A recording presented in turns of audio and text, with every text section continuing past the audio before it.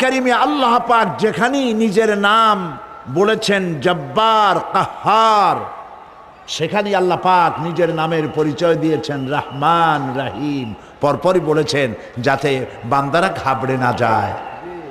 যেখানেই বলেছেন জাহান্নামের কথা, সাথে সাথেই আবার আল্লাহ পাক বলেছেন জান্নাতের কথা। যেখানেই বলেছেন আযাবের কথা, সাথে সাথেই বলেছেন রহমতের কথা। সুবহানাল্লাহ বলবেন না? গতকাল আমরা শুনেছি জাহান্নামের কথা, ঠিক না?